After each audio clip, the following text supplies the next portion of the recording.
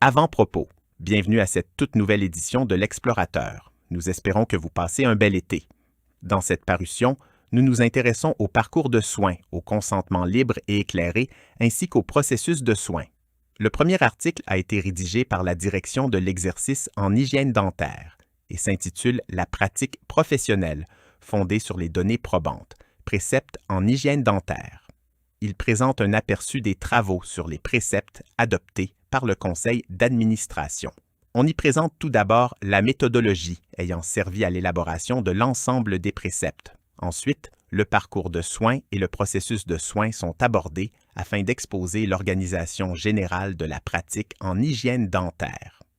On se penche aussi sur l'évaluation de la santé bucco-dentaire, fondement de l'ensemble des interventions cliniques. Finalement, l'article s'intéresse aux examens diagnostiques, au détartrage et au débridement parodontal non chirurgical, DPNC, illustrant ainsi concrètement l'application de ces préceptes dans certaines activités réservées aux hygiénistes dentaires. Le deuxième article a été rédigé par la psychologue et ex-directrice de la qualité et du développement de la pratique de l'Ordre des psychologues du Québec, la docteure Isabelle Marleau. Le consentement libre et éclairé, réflexion et modèle pour les cliniciens, présente des éléments clés du consentement libre et éclairé qui peuvent s'adapter au modèle de pratique des hygiénistes dentaires.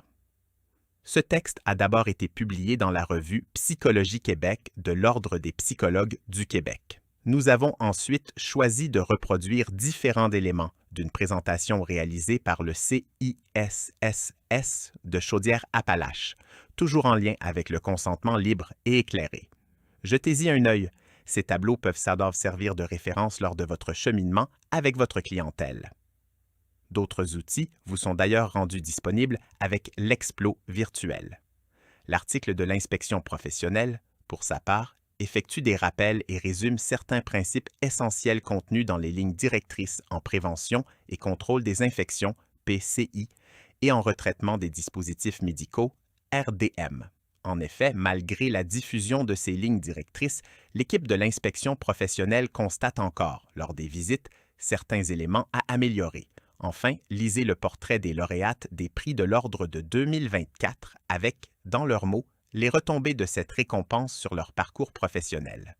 Une belle occasion de présenter l'importance de ces prix et peut-être de vous convaincre à présenter votre propre candidature ou celle d'un ou d'une collègue. Mais d'abord et avant tout, place aux mots de la présidence et aux mots de la direction générale. Ces derniers s'intéressent respectivement à la tournée du président effectuée à travers le Québec entre la fin 2025 et le début 2026, ainsi qu'à l'importance de la communication et des liens entre l'Ordre et ses membres. Bonne lecture et bon été. Catherine Roberge, responsable des communications.